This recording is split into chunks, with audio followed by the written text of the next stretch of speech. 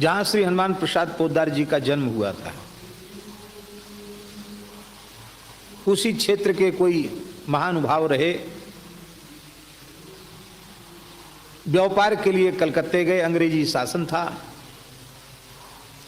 रुई का काम करना चाहते थे। वहां एक बंगाली युवक मिला, वो भी काम करना चाहता था। दोनों की मित्रता हो गई, दोनों ने पूंजी एक साथ मिला दी और काम पूरा करना था बंगाली युवक को, क्यों वहीं का था, व्यापार कलकत्ते में करना था। बंगाली युवक कुछ सरल प्रकृति का था, उसने अपना पैसा और सेठ जी का पैसा दोनों एक ही व्यक्ति के पास, सेठ जी के पास रख दिया।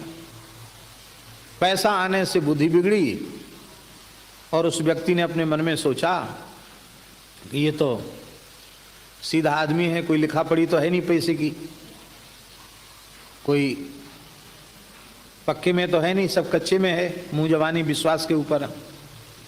तो ये युवक यदि हमारे रास्ते से हट जाए तो फिर बराबरी की पार्टनरी क्यों? हम सारा पैसा भी, व्यापार भी अकेले ही करेंगे और फायदा होगा वो भी अकेले को ही होगा, उसमें कोई हिस्सेदार नहीं होगा। इस दृष्टि से उस व्यक्ति ने योजना बना ली और खड़गपुर व्यापार के सिलसिले में गए थे। खड़गपुर एक जगह है, बड़ा जंक्शन है खड़गपुर, उड़ीसा का है ना, बंगाल का। ये घटना गीता प्रेस के अंक में छपी हुई है। तो खड़गपुर पहुंच करके स्टेशन जंक्शन के एक भजिया पकोड़ा बेचने वाले के साथ, समोसा भजिया पकोड़ा वगैरह बेचते हैं ना, उसके साथ उस व्यक्ति ने बातचीत कर ली और उस बंगाली युवक को लेकर के आया। उसने ऐसा व्यवहार किया जैसे इनका बहुत पुराना प्रेम है और बोले नहीं नहीं, आज तो आपको हमारे घर पे ही, नीचे बहुत ठंडा है, इधर आ जाओ, तुम लोग आगे बढ़ जाओ, थोड़ा और आगे बढ़ो।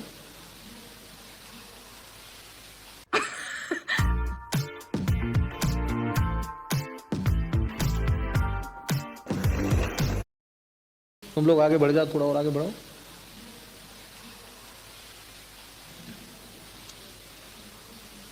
तो सुन लो, ये बात बहुत महत्व की है, मूल अच्छी बात है, बहुत काम देने वाली बात है। तो उस व्यक्ति ने षड्यंत्र किया और उस खोमचे वाले के यहाँ रात्रि को विश्राम किया और कुछ जहरीला भोजन उस बंगाली युवक को करा दिया गया, उससे वो मर गया। रात्रि को उसके शरीर को इन दोनों ने मिलकर के अर्धरात्रि में उसको गटर का ढक्कन खोल करके गटर में उसके शरीर को डाल दिया।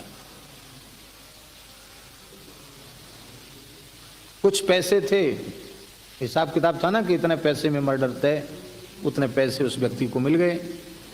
ये चला आया, अब कलकत्ते से हट गया, अपने ही क्षेत्र में राजस्थान में ही रुई का धंधा कर लिया। खूब दिन दोनी रात चौगनी उन्नति होने लगी। पहले हालत खराब थी, खूब व्यापार में धन आया और पहले कोई संतान भी नहीं थी, एक सुंदर पुत्र भी हो गया।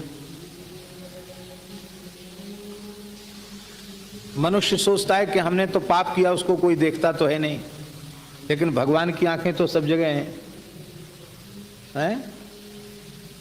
आज आपने बीज बोया तो आज ही फल थोड़ी लगेगा, समय से फल आएगा।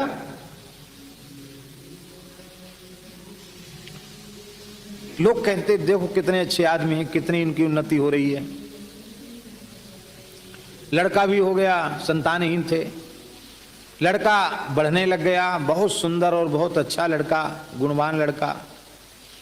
लड़के के जन्म उत्सव में खूब पैसा खर्च किया और लड़का पढ़ा भी ठीक से।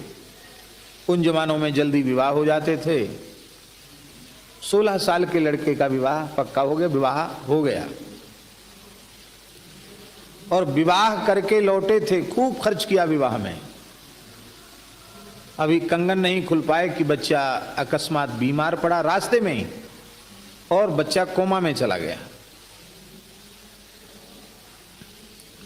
बड़े आदमी थे, उतने अच्छे चिकित्सा के साधन नहीं थे, अंग्रेजी शासन की बात है, फिर भी अपनी सामर्थ्य भर जहां जहां वो ले जा सकता था सब जगह ले गया। बच्चा होश में ही नहीं आया, धीरे धीरे शरीर सूखने लग गया।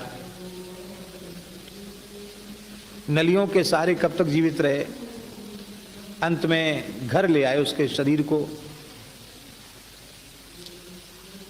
सारा व्यापार खत्म हो गया, कर्ज हो गया, कुछ जमीन जायदाद भी बिक गई। ऐसे बुरे दिन आए कि लक्ष्मी कहां भाग गई पता नहीं चला। नाते रिश्तेदार भी किनारे हो गए, अरे भूली भैया, हमने तो जो उसको संकट में दिया वो भी वापस आएगा कि नहीं इसका कोई पता नहीं, सब किनारे हो गए। और वो बहू, उसके कंगन नहीं खुले थे, अभी कंगन कैसे खुले, बच्चा भी दूल्हा तो बेहोश है, होश में नहीं आया। अच्छे वैद्य बुलाए गए, वैद्य ने नाड़ी देखी, वैद्य ने कहा कि अब ये मुश्किल से घंटा 1.5 घंटे तक ही जीवित रह सकता है, इससे ज्यादा नहीं। और वैद्य कह के चला गया, बोले अब बस राम राम करो तुम लोग, अब इसको बचाया नहीं जा सकता। सब घर के लोग बैठ के रो रहे थे, मैया, बाप और बहू, जिसके अभी कंगन भी नहीं खोले थे। अकस्मात अर्धरात्रि के समय उस लड़के के शरीर में चेतना आई और वो उठ के बैठ गया। आश्चर्यजनक घटना, उठ के बैठ गया। अब तो बड़ा हर्ष हुआ कि क्या हुआ, ये तो बैठ गया। शरीर हड्डियों का ढांचा जैसा हो गया था। पिता ने शरीर पर हाथ फिराकर, बेटा कैसे, एक धक्का दिया उसने, एक खबरदार, मुझे छुआ तो तू मुझे पहचानता नहीं।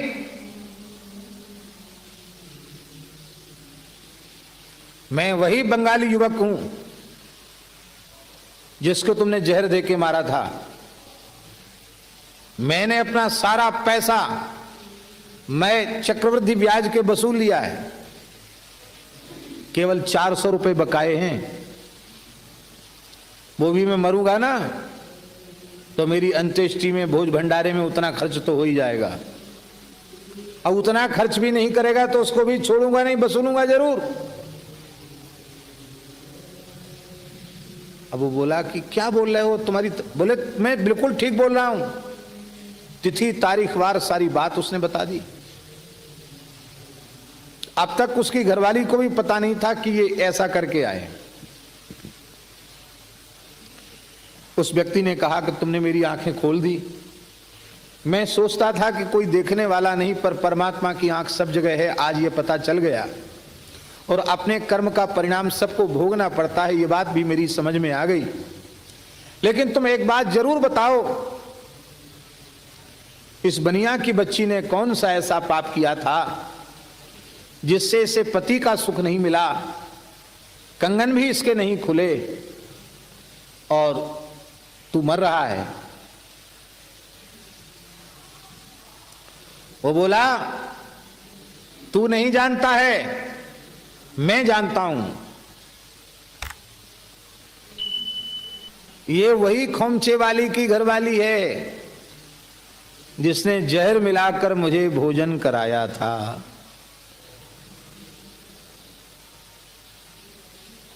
ये बिस्खला के मारने वाली है, अब जीवन भर विधवा का कष्ट ये भोगेगी, कह करके मर गया।